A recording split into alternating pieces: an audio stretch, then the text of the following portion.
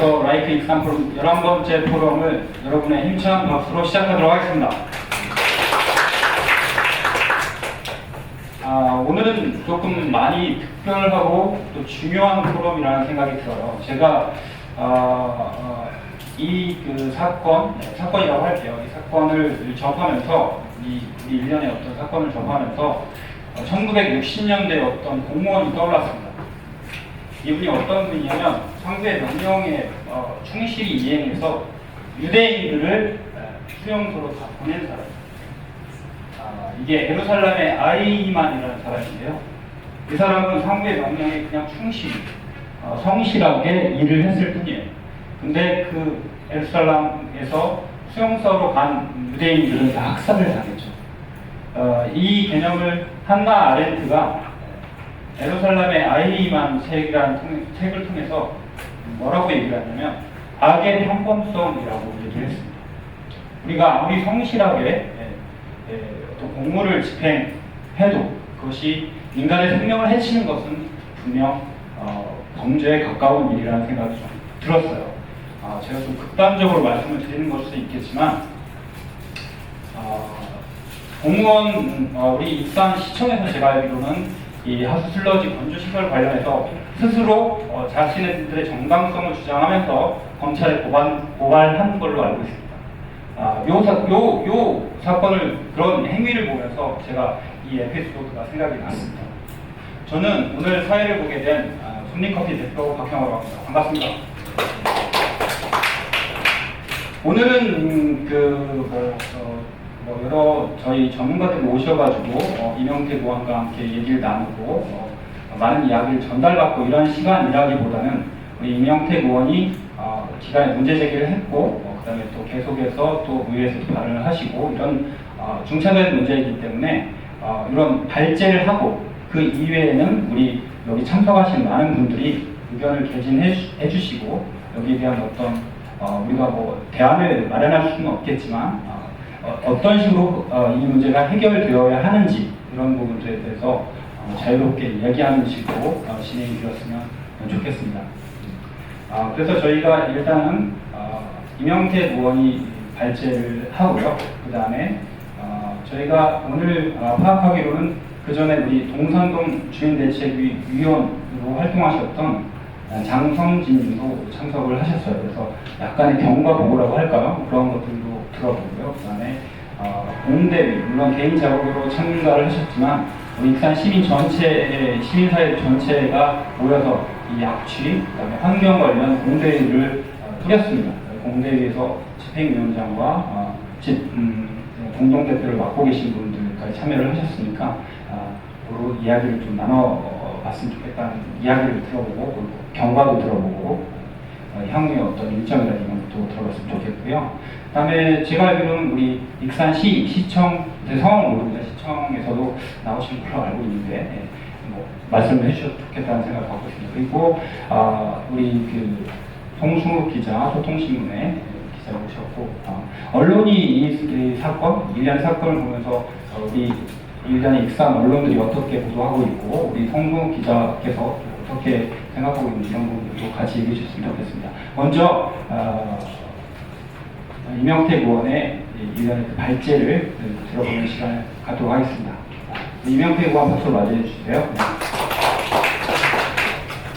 네, 아이고 반갑습니다. 그냥 잠깐 편의상 조금 서가지고 몇 가지 이제 이야기 좀 드릴게요.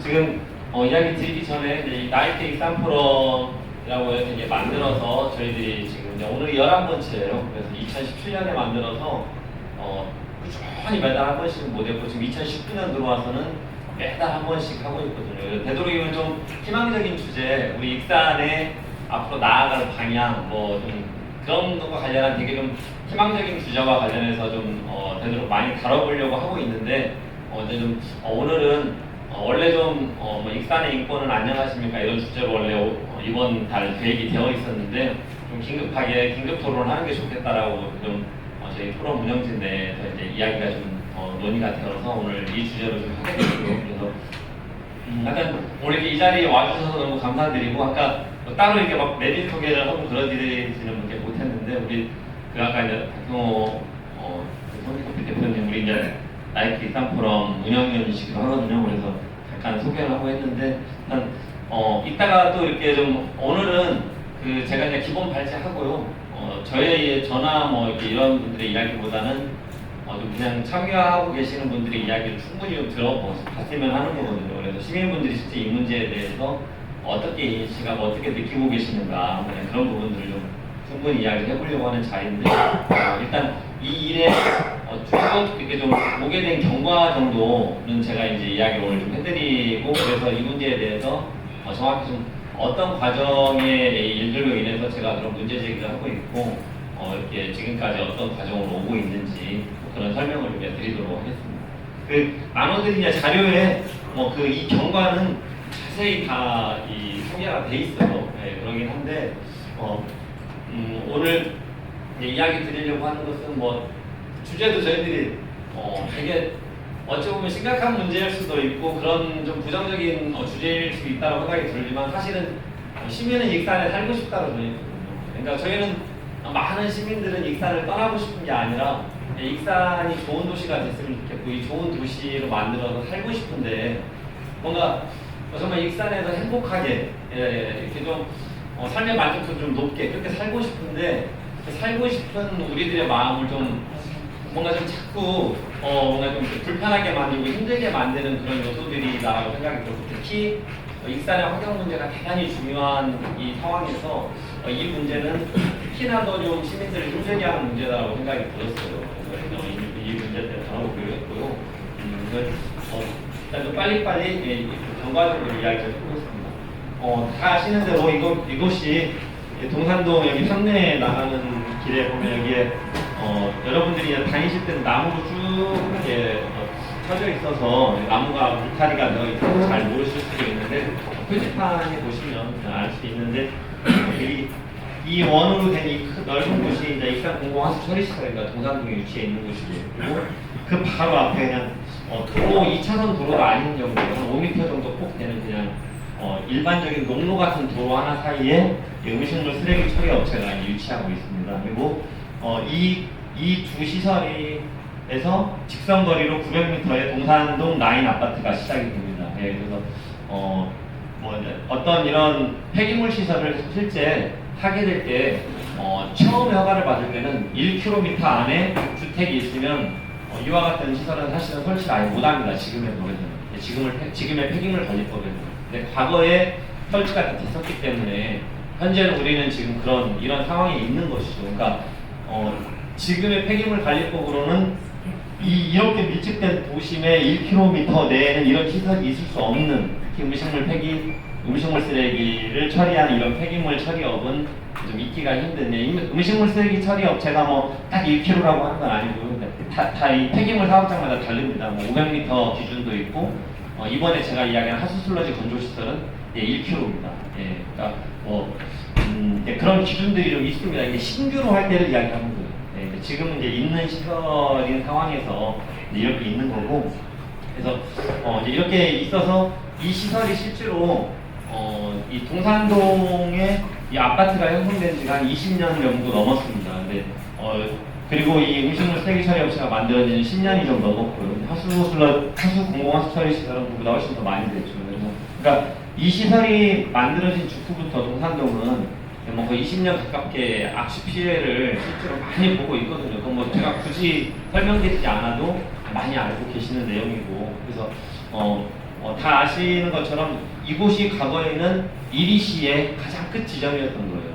예, 그리고 이 바로 옆에 논이 익산군이죠. 그러니까 과거에는 이리시하고 익산군이 분리된 도시였잖아요. 95년 전까지는. 그렇기 때문에 이리시의 가장 끝 지점에 어떤 이런 환경 기초 시설이라든가 1공단, 2공단을 다 끝 지점에 둔 겁니다. 그런데 1995년도에 도시가 통합되다 보니까 도시가 통합되면서 도시는 계속 확장하고 그러다 보니까 이제 어찌 보면 도심 가장 한복판에 이런 환경 기초 시설과 공단이 있게 된 것 같습니다. 그래서 안타까운 건 이런 시설들을 둘 때 우리 도시가 여름에 창문을 열고 살 때 우리 도시가 공교롭게도 다 남풍이나 남동풍이 불어요. 밤 시간에. 그러니까 근데 이 시설 1공단, 2공단이 도심의 남쪽, 남동 쪽에 있어요. 사실은 저 반대에 뒀으면 우리 시가 이렇게 악취 피해가 밤에 없겠죠. 네, 근데 이제 과거에는 뭐 그렇게 뒀기 때문에 이제 이런 피해가 있는 거고요. 그래서 이 피해가 근데 이제 제가 그 일반적으로 전문가들의 이제 많은 의견을 나눠보니까 악취 피해 물질, 대기 오염 물질이 일반적으로 4km 정도로 이동한다고 되게 분석을 해요. 예, 그래서 만약에 이 공공하수처리시설하고 음식물 쓰레기처리 업체에서 배출되고 있는 어떤 대기 물질들, 악취 오염 물질들이 어느 정도 이동하는지를 보면 여기 기타 시민공원 영등 이동 끝입니다. 여기 8봉 한솔 여기가 구성도 끝이에요. 그리고 일부 8봉동도 들어가고요. 그러니까 영등, 어양, 부송, 팔봉동 인구의 거의 뭐 한 12, 3만 이상 살고 있는 이 지역이 다 영향 범위입니다. 뭐 이게 동산동에 있는 시설이라고 해서 동산동 주민들에게만 피해가 가고 나머지 주민들에게 피해가 없는 게 아니고, 그러니까 거의 도심에서 그동안 악취 피해를 많이 보고 있는 익산 시민 대다수가 이 반경 내에 있다는 거죠. 근데 이 반경 내에 있는데 더 심각한 건 이 시설은 지금까지도 우리 여름에 어제 저녁에 분뇨 냄새가 온 도시에 진동을 해가지고 어제 저녁에 시청 악취 익산 악취 24라고 하는 예배 어제 저녁에 하루 사이에만 올라온 게 170건이 올라왔어요.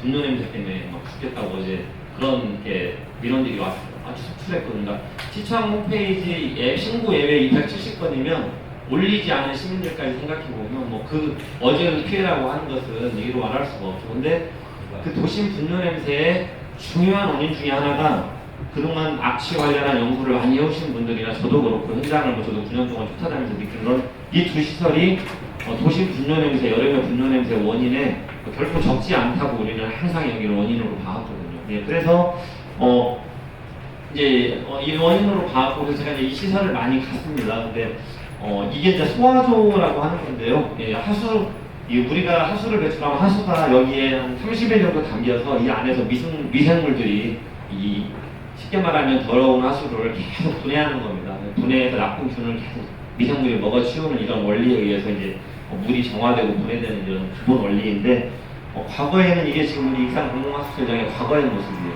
한 2014년 전까지는 덮개가 없었습니다.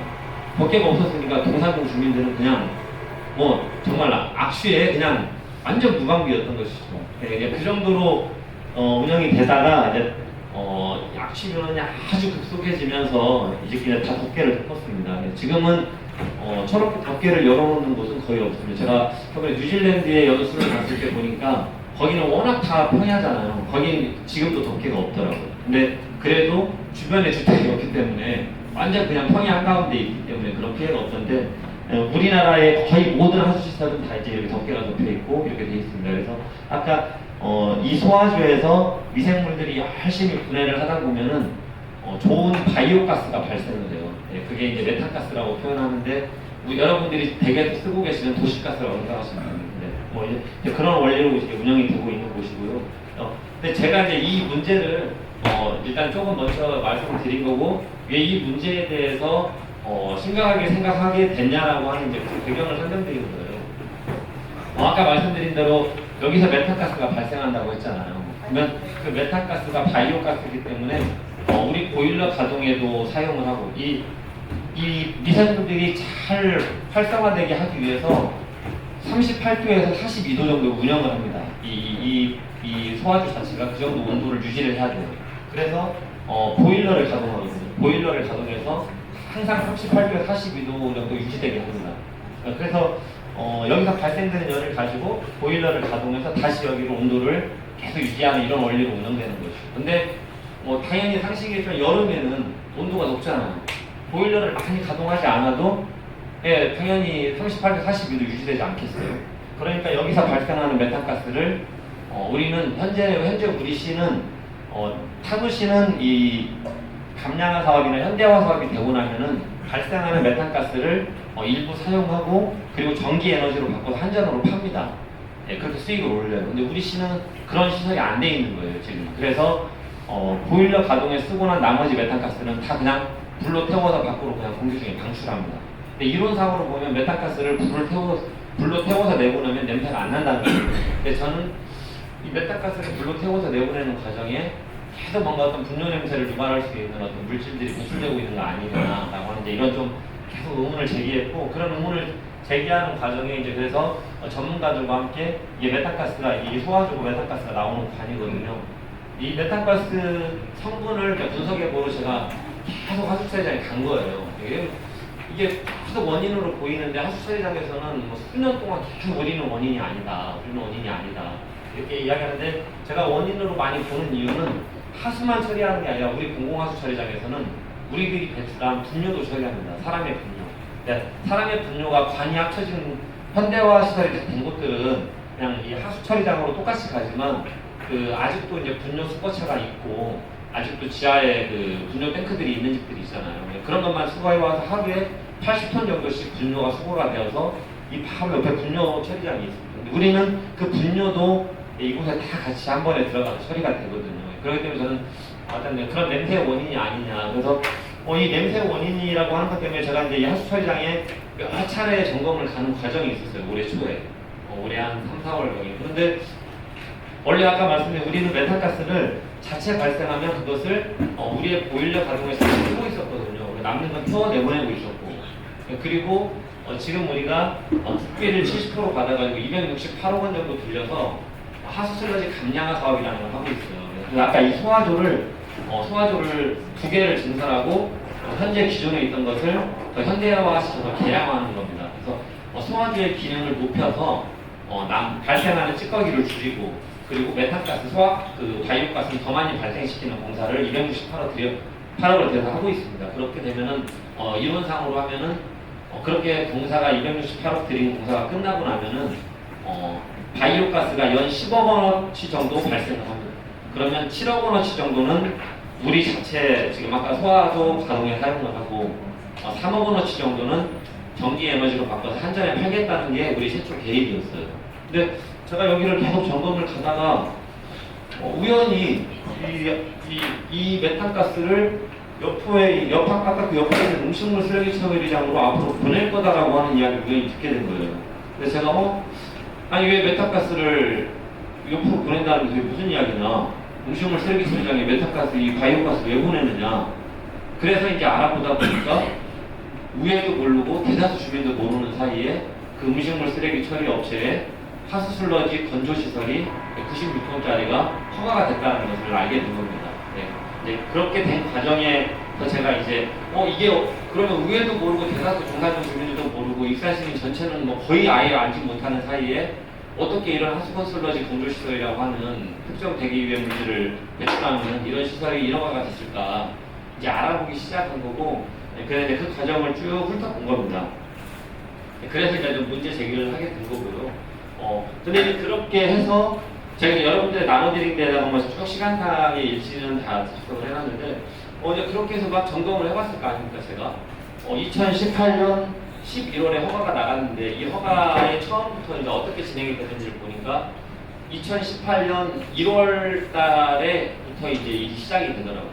그래서 2018년 1월 16일 날 현재 음식물 쓰레기 처리 업체가 다른 업체에다가 K사라고 하는 회사에다가 83억 원의 현재 음식물 쓰레기 처리 업체를 뭔가 이제 매각을 하는 거래를 1월 16일 날 하고 그 회사는 되게 큰 회사예요. 전국에 여러 회사들을 운영하고 있는 그래서 상장사고 그래서 주식시장 공시가 됩니다. 주식시장에 우리가 익산에 있는 음식물 쓰레기 처리 업체를 83억에 인수했다 하고 주식에 공시가 돼요.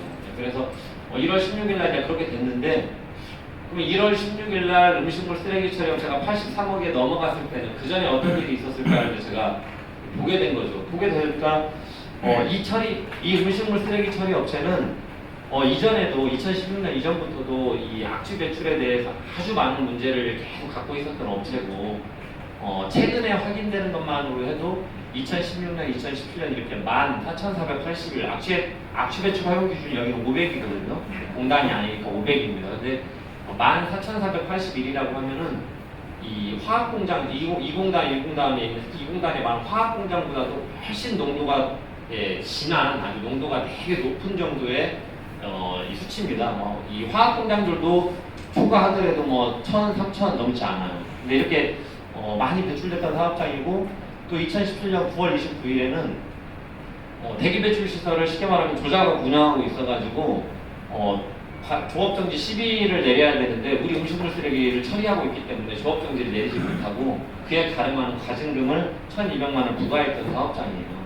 그런데 제가 여러분들 자료 맨 끝에 보시면 이렇게 된 사업장이었거든요. 그런데 이 9월 29일로부터 11, 12, 3개월 후인 2018년 1월 16일 날 이 음식물 쓰레기 처리 업체가 좋은 조건으로 83억에 매각을 하잖아요.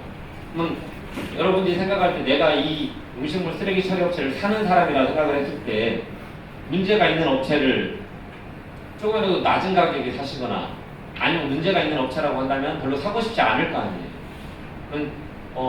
그런 제가 좀 의문이 들었어요. 어떻게 이렇게 거래가 성사가 됐지? 그래서 보니까 공교롭게도 우리 시가 이게 악취를 이렇게 2회 이상 계속 이렇게 초과하고 많이 초과하면 개선 명령이라는 걸 내립니다. 개선 공고를 하고 조치 명령을 내려요.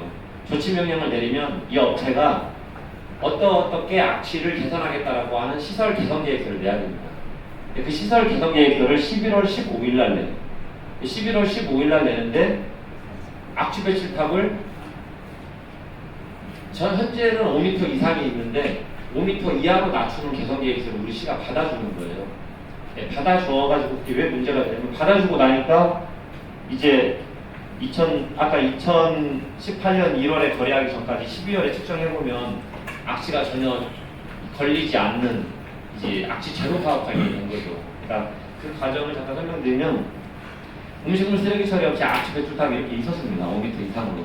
왜냐면 이 악취가 많이 날수록 탑을 어쨌든 높여서 최대한 공중으로 발산되도록 하는 거거든요.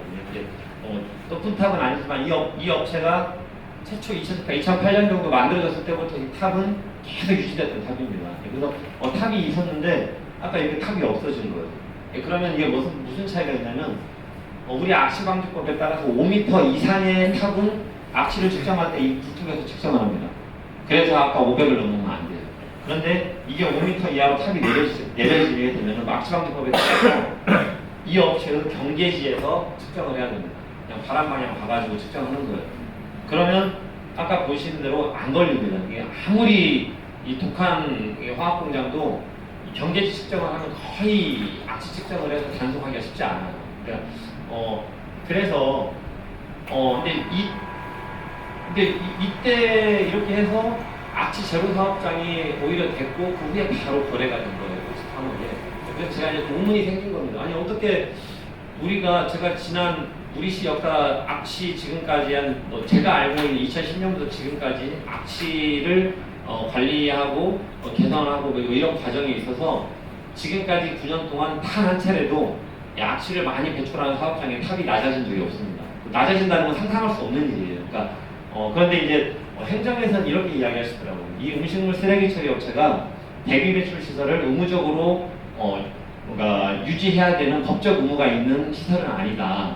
그렇기 때문에 그런 개선 계획서가 들어왔을 때 일단 실수로 받아주게 되었다. 그 개선 계획서를 4,950m로 내거든요. 딱 5cm 낮춘 거예요. 5m에서. 근데 이제 제가 상식적으로 생각이 드는 건 이런 인허가를 전문으로 하는 환경직 담당자들께서 여러분들 그 자료 맨 끝에 보시면 딱 4,950이라고 써 있어요.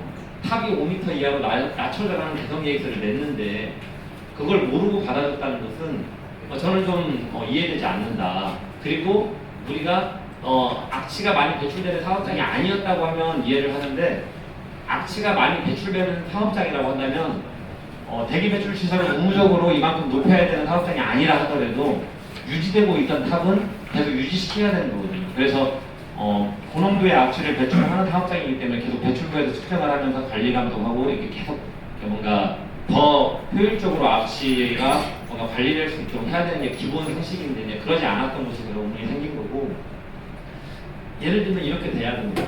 이게 왕궁에 있는 전국에 있는 하수슬러지를 다 가져와서 건조 소각하는 또 회사예요. 익산에 또 하나 있는데 이게 왕궁 고려온천 아파트 직선거리로 200m 이내에 있습니다. 그래서 왕궁 고려온천 아파트가 아주 악취 민원으로 정말 이게 거의 이렇게 타체 타는 냄새 이런 게 나는 냄새를 배출해요. 그래서 민원이 수도 없이 많았습니다. 이렇게 탑이 한 30m 정도 돼 있었을 때. 그래서 탑을 한 수십억을 들여가지고 50m 이상으로 높입니다. 그래서 지금은 이 공장에 대한 민원이 많이 줄었어요. 왜냐면 그만큼 멀리 날아가기 때문에. 네, 그러다 보니까 이제 최근에 민원이 없었던 충포 읍내에서 민원이 좀 있긴 하더라고요. 이 냄새가 이제 그쪽으로 나는 겁니다. 근데 그러하든 어쨌든 최대한 더 높여서 멀리 발산시키는 겁니다. 그러니까 아까 음식물 쓰레기 처리 업체 탑을 낮춘 건 제가 그동안 악취를 봐오고 관리해온 입장에서 볼 때 도저히 상식적으로 이해할 수 없는 일이었던 거예요. 그래서 아 이게 좀 이상하다. 악취 배출 탑을 낮춰주고 악취 제로 사업장이 되고 그리고 나서 바로 1월 16일 날 83억의 업체가 매각이 되고 이런 과정이 조금 제가 이제 의문이 들었고 그래서 이제 쭉 살펴보게 된 거고요. 아까 말씀드린 여기 4,950m 이렇게 원래는 2 이상 있던 탑을 낮추는 이런 뭐 개선 계획서를 받아주는데요. 네, 이건 조금 이따 설명을 드리고 여러분들에게 나눠드린 자료를 위주로 이제 잠깐 좀 설명드리면 그런 의문이 생겨서 쭉 살펴보니까 이게 이상하게도 현재는 이 음식물 쓰레기 처리 업체가 평소에 먼지와 암모니아 정도 1년에 2톤 조금 못되게 배출하는 한 1.07톤 정도 배출하는 신고 5종 사업장이에요. 이제 뭐 저도 이번에 이런 것들을 공부하면서 알게 됐는데 신고 5종 사업장이라고 하면 신고만 하면 되는 겁니다. 신고만 하면 수리만 되면 그냥 그 시설들을 유지하고 하는 거죠. 그런데 최초에 이분들이 하수 슬러지도 건조하는 시설을 만들겠다고 하면서 최초에 1월 달에 낸 게 1월 16일 날 업체를 팔자마자 1월 26일 날 신청서를 내요. 74톤짜리로 하고 앞으로 먼지와 몇 가지 암모니아와 몇 가지 물질을 포함해서 이거 1년에 6.88톤 정도 배출하는 신고 4종 사업장이 되는 것 같다라고 신고를 하는 거예요. 이렇게 허가를 해달라. 그런데 이게 대단히 뭔가 맞지 않는 거기 때문에 청소작업가가 이 폐기물 업체를 담당하고 있거든요. 청소작업가가 이 폐기물 업체 담당하고 있는 업체 이 부서로서 뭐 의제 처리라고 하는 처리를 합니다. 그러니까 청소작업가가 이것에 대한 변경 허가를 전적으로 책임지고 나머지 부서에게 직접 다 공문을 보내서 처리를 하는 겁니다. 책임지고. 그러니까 업자가 부서를 다 찾아다니는 방식이 아니라 의제 처리라고 하는 그런 공문 방식을 통해서 청소작업가가 이것을 전적으로 뭔가 처리하는 이제 과정을 거쳤더라고요. 근데 청소작업가가 일단 이렇게 냅니다. 1월 26일 날 각 부서에다가 뭐 도시계획과 그다음에 주택과 녹색환경과 이런 곳들에 이것을 허가해도 되는지에 대해서 1월 30일까지 4일 만에 검토해달라고 이제 공문을 보내는데 다행히 녹색환경과는 아까처럼 대기배출 시설을 전문으로 보는 가거든요. 녹색환경과에서 1차에 9가지, 보시는 대로 2차에 12가지. 그러니까 너희들 먼지하고 암모니아하고 적당히 배출하는 사업장이 아니야.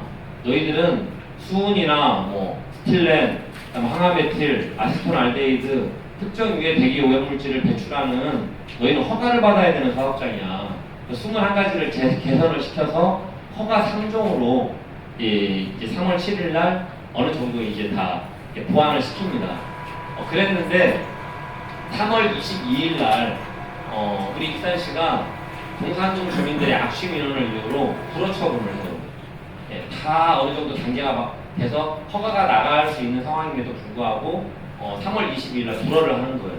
그리고 또 5월 달에는 정원유 시장님이 시장 후보로 선거운동을 하시면서 동산동 주민들 앞에서 다른 후보들과 손을 들고 이 하수슬러지 건조시설과 같은 이런 악취 시설은 반드시 마감하겠다고 공언을 하세요. 약속을 하세요. 그렇게 됐는데 10월경에 다시 이제 74톤도 아닌 22톤을 더 늘려가지고 96톤짜리 허가 요청이 들어왔고 그리고 11월 8일 날 뭐 한 달 정도 사이에 그냥 인가처리로 처리가 돼가지고 96톤짜리 이제 허가가 나간 겁니다. 이제 이런 상황인데요. 이런 상황이 하나 있는 거고 그 뒷페이지 보시면 이렇게 이제 음식물 쓰레기 처리 업체에 96톤의 하수슬러지 건조시설이 처리될 수 있도록 이제 인허가가 나간 거고요. 현재 우리 음식물 쓰레기 처리 업체는 우리 시민들이 배출하는 하루에 한 90톤 정도의 음식물 쓰레기를 처리하는데 연 34억 원 정도의 처리비를 우리 시가 주고 있습니다. 여러분들이 내는 음식물 쓰레기 처리비가 다 모아져서 이제 그 지급이 되는 겁니다. 그리고 현재는 아까 제가 말씀드린 그 소화주에서 미생물들이 폐수를 열심히 분해하고 나면 물은 정화가 되지만 우리가 빨래 탈수하듯이 이 물을 정화시킨 다음에 그걸 탈수기에 쉽게 말하면 돌립니다. 그러면 이제 물은 빠지고 건더기, 찌꺼기만 남게 되거든요. 그걸 하수 슬러지라고 하는 거예요. 하수 찌꺼기가 우리가 또 연 100톤 정도 더 발생을 해서 이것을 연 30억 원 정도 주고 김제의 폐기물 업체에 지금은 처리를 하고 있습니다. 그러니까 이렇게 이제 하고 있는데 김제 폐기물 업체로 보내던 이 하수 찌꺼기를 이제 바로 옆에 있는 음식물 쓰레기 처리장으로 보내서 거기서 건조하도록 하고, 그리고 이제 건조시키고 나가지고 거기는 이제 화력발전소로 이제 연료로 팔겠다는 게 이제 현재 내인 계획이에요. 물론 화력발전소로 팔 때 큰 비용이 뭐 이렇게 받는 그런 뭐 큰 수익이 나는 사업은 아니라고 합니다. 그런 상황인데, 이 하수 슬러지 건조 시설을 운영하게 되면 아까 말씀드린 것처럼 특정 유해 대기물질이 나올 뿐더러 연 19톤 정도 이제 물질이 나오는 거예요. 지금은 1.07톤 1년 동안에 1.07톤 나오던 음식물 쓰레기 처리업에 단순 먼지와 암모니아만 나오던 사업장이 이제 특정 유해 대기물질을 포함한 연 19톤 발생하는 허가 상종 사업장으로 바뀌는 거거든요. 그래서 이 허가가 대단히 신중했어야 된다고 이제 보는 거고요. 일단 그것의 문제와 관련한 이야기 마지막에 좀 정리해서 드리고, 또 그렇게 하면서 뭘 했냐면 아까 제가 268억을 들여서 하수 슬러지 감량화 사업을 하고 있다고 했잖아요.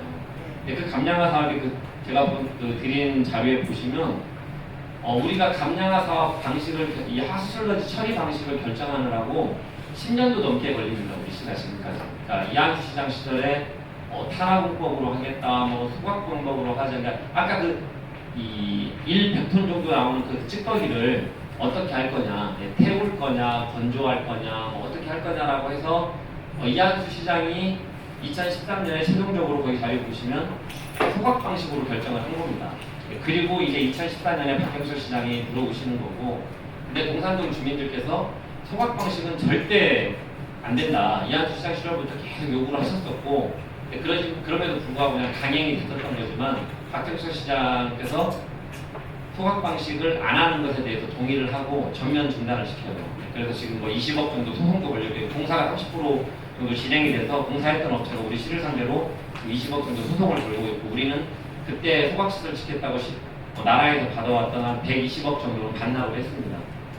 그렇게 하고 2015년도에 전면 중단을 시켰고, 그리고 2016년도에 동산동 주민들 그리고 일단 시민사회단체 많은 전문가들과 함께 한 두 차례의 충분한 토론을 거쳐가지고 그 당시에 익산시가 어떤 결정을 하냐면 소각도 건조도 어찌됐든 간에 대기오염물질 더 많이 배출하고 악취 더 많이 발생하고 어떻게 한들 환경적으로 좋지 않겠다. 그렇기 때문에 가장 친환경 방식인 하수 슬러지, 아까 그 하수 찌꺼기를 감량화하는 그 공사 268억짜리 그 공사하는 것으로 이제 결론을 짓자 하고 결론을 지은 겁니다. 결론을 이렇게 지어서 가던 중인 건데 건조시설을 이제 민간업체에 준 거잖아요. 허가를 내준 거잖아요. 그런데 아까 그 건조시설을 가동을 하기 위해서는 뭐 도시가스든 뭐 전기든 뭐가 필요할 거 아니에요. 근데 아까 원래 자체적으로 쓰기로 했던 그 메탄 소각, 아까 바이오가스를 이 하수슬러지 건조시설을 가동할 수 있도록 음식물 쓰레기 처리 업체로 최초 10년, 향후 10년, 앞으로 20년 동안 공급하기로 협약을 했더라고요. 다 설계를 다시 다 변경해가지고. 그래서 그리고 또 이 업체가 이 낸 자료에 보면 이것은 그 업체가 낸 변경허가 신청서에 필수 서류는 아니지만 업체가 낸 변경허가서에 첨부로 같이 낸 자료예요. 그러니까 지금은 김제로 갈 때 이 하수 찌꺼기가 이곳으로 와서 이곳에서 차로 덤프트럭으로 떨어지는 겁니다. 떨어져가지고 덤프트럭으로 실어서 김제로 가는 거예요. 그러다 보면 이 떨어지는 과정에 냄새가 많이 나겠죠. 많이 납니다. 이렇게 하면. 그런데 이 업체가 어떤 계획을 내냐면 악취를 저감하기 위해서 앞으로 우리 하수 슬러지, 공공하수 처리장에 나오는 슬러지를 음식물 쓰레기 처리장으로 파이프라인으로 연결해가지고 보내겠다. 이렇게 계획을 냈어요. 악취를 저감하겠다고. 그 이외에 보면 탑을 40m로 높이겠다고 하고 몇 가지 한 5가지 정도 악취 구성 계획을 낸 게 거기가 이제 적어놓은 게 있습니다. 그래서 제가 이제 의문을 또 가진 거죠. 그러면 지금 연 30억 원 정도를 주고 김제 업체로 보내고 있는데 이것을 앞으로 이 업체에 대한 특정 공급하겠다는 건가? 이에 대해서 지금 시장님하고 공무원분들은 그렇지 않다. 이건 하나의 예시일 뿐이고 매년 1년마다 공개 입찰해가지고 가장 낮게 제시하는 업체에 주겠다라고 하는 거예요. 네, 뭐 그렇게 이야기하고 있는데 제가 의문을 제기하는 건 하수슬러지를 건조하기 위해서 아까 우리 메탄가스를 20년 동안 보내기로 협약을 맺었다고 했잖아요. 그건 우리 하수슬러지가 가지 않고는 그 메탄가스가 필요 없는 공정인 거예요. 네, 그렇기 때문에 저는 메탄가스를 20년 동안 공급한다는 것은 우리 하수슬러지를 준다는 거 아닌가. 사실은 이건 대단히 좀 부적절하다고 이제 저는 좀 그런 의문을 갖고 있는 거기도 하고요. 이제 이런 과정 정도까지가 이제 있어서 제가 이게 대단히 이제 좀 부적절하다고 이야기하는 건데 이제 요즘 약간 이런 문제 제기를 하고 제가 특혜성 이건 특혜 중에 특혜다. 왜냐면 업체가 계속 돈을 벌어가는 사업을 우리가 허가해줬고 어떤 환경적으로 해서 문제가 있는 사업을 해준 거기 때문에 특혜 중에 특혜다라고 이제 이야기하는데 이것에 대해서 이제 우리 시가 지금 자체적으로 감사 담당관실에서 자체적으로 조사를 해본 겁니다. 이 허가 과정을 보니까 규정상으로 문제가 없다는 거예요. 악취 배출탑을 낮춰준 것도 어떤 의도적으로 낮춰준 건 아니다라고 이제 문제가 없다고 결론을 냈고 그래서 어떤 이명택 의원과 몇몇 언론이 그럼에도 불구하고 계속 특혜 의혹을 제기하니까 우리가 감사한 이 과정이 뭔가 옳고 그른지를 수사해달라라고 이제 좀 검찰에 수사 요청을 하신 거예요. 그건 그대로 이제 수사가 이루어지면 될 거라고 생각을 하고 근데 이게 특혜성 허가다라고 이 문제 제기하는 저에 대해서 뭔가 이걸 자꾸 어떤 뭔가 문제시하는 쪽으로 여러 가지 이제 시의 입장을 내기도 하고 또 공무원들과 입장을 내기도 하고 하는데 저는 그런 거죠. 의원으로서 시민들의 건강과 환경에 영향을 미치는 일, 그리고 우리의 세금이 더 많이 나가야 되는 일이 되니까 당연히 저는 합리적 의심을 가지고 의원으로서 저는 문제 제기할 수 있는 거다. 그래서 당연한 문제 제기다라고 생각이 들고 그래서 제가 이 인허가 과정에서 어떤 누군가가 어떤 잘못된 행위를 했다라고 하는 것을 자꾸 명시하고 이야기하거나 이 과정에 어떤 뭔가 어떤 돈의 흐름이라든가 이런 걸 이야기한 게 아니거든요. 그냥 이 인허가 과정에 이게 아무리 규정에 맞다 하더라도 이 인허가 과정 자체가 대단히 상식적으로 이해할 수 없는 행정이다라고 저는 이야기하는 거고 저는 충분히 의원으로서 이 부분에 대해서 문제 제기할 수 있겠다라고 생각을 이제 하는 거고요. 그 과정에 가장 핵심적으로 이야기한 게 그거예요. 2018년 3월 22일 날 불허 처분했고 5월 달에 시장님이 선거운동 하시면서 절대 안 하겠다고 공언을 하셨고 근데 11월 8일 날 허가를 나가는 과정에 5월에서 11월까지의 변화가 뭐가 있냐를 보니까 주민 5명이 의견수를 냈다고 자료가 나와 있더라고요. 주민자치위원회 1명, 통장협의회 1명, 동산동 발전협의회라는 단체 3명 5명이 의견 수렴을 해서 상황 변화가 됐다라고 하는 인식을 했는지는 모르겠어요.